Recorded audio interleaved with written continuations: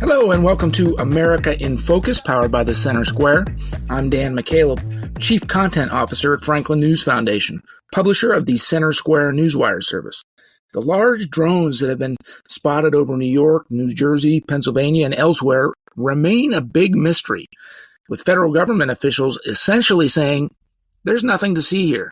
But state and local officials, including those in the law enforcement community, expressing concerns because they don't know what they are, what they're doing, or who is controlling them. Joining me to discuss this today is Casey Harper, Washington, D.C. Bureau Chief for the Center Square. Casey, what do you make about these mysterious drones? Hold on, Dan. There's one outside my window, right? Oh, no, that's a Boeing that's crashing. No, it's neither. So the drones, I mean, in some ways you could laugh it off as a funny story, but I think it has some serious implications.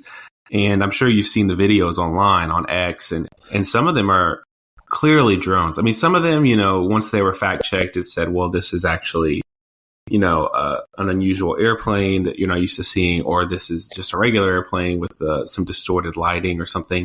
So some of the stuff you're seeing online is kind of hysteria. But at the core of this, it seems that, one, there are a lot of drones going over New Jersey in recent weeks, and a lot of unanswered questions from the government. Actually, President-elect Donald Trump is, you could say this is a nothing story on the side, but Trump himself has commented on it and the White House has responded. So we're at the highest levels of government weighing in on this issue. Trump really blasted, in recent days, the White House saying, why aren't they telling the American people what's going on? They know what it is. They know where they took off and they know where they're going, but they're not telling people. And pretty much immediately, National Security spokesman John Kirby, he had a press call and he told reporters, we're talking to the American people. Like, he just kind of pushed back on that. He didn't like that assumption. So, I'll read this quote. He said, "I recognize that some of the criticism over the last few days has been that we haven't said more of what we know."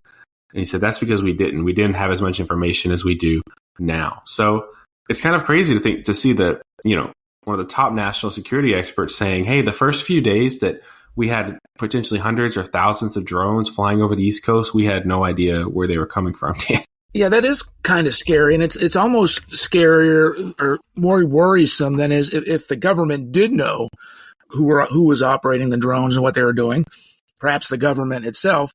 The fact that they didn't know or claimed to not have known, that's more worrisome than anything else.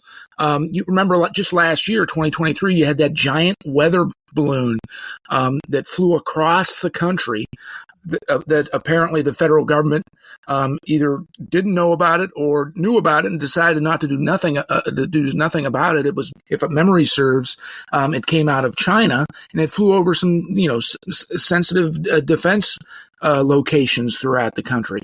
And now we're talking about hundreds of drone sightings, and these are supposedly really large, potentially SUV-sized drones, and the government didn't know about it? I don't know. What's more worrisome to you? I think I'm a little more worried that they didn't know about it because, we've seen in the last, couple of years that drones are no longer a sort of hobby for, curious Americans to kind of fly in some pastures somewhere by the interstate. I mean, we've seen, for instance, when Iran attacked Israel, if you remember, they sent, I think, something like 10,000 drones, or at least thousands. I believe the number was 10,000. You can correct me if I'm wrong, but they sent about 10,000 drones to Israel in one of their biggest attacks. And of course, Israel was able to shoot down almost all those. They have really sophisticated air defense systems, which, by the way, the U.S. does not have nearly anything like what Israel has. Even though we have the capacity to build it, we've chosen not to. So, we've also seen it with Ukraine and Russia in that war, that drones are a big part of the war right now. They're finding soldiers on the ground, dropping grenades on them, dropping different, explosives on soldiers. And so we are fully in the era of drone warfare, Dan. There's no question about it. Drones are military weapons. They're being used all around the world. We have drones that, and I'm not just talking about the big, super expensive drones that we use to, take out terrorists in Syria, Iraq, Afghanistan. Even the kind of smaller drones that you're used to seeing, maybe you could buy yourself. Those are being used in places like Iran, Ukraine. So it's a serious story in the sense that drones are now weapons, and the idea that the government didn't know what it was, setting aside, potential alien invasion. I'm not really team alien invasion just yet. But even if this is all just a misunderstanding and some rich guy is pranking the whole country or something harmless as that, it shows that in some significant way, we're not prepared for a real drone attack. More than a month into the phenomenon, Casey, when the federal government has said nothing to worry about, we're not taking any action, it's not a national security threat, the Federal Aviation Administration did finally take action yesterday, Thursday, when it banned the use of drones over 22 infrastructure sites in New Jersey, and another 29 in New York State for the next 30 days. So they took some step, but it seems a little bit late. I don't know. What do you expect to happen next, Casey? Wrap us up here.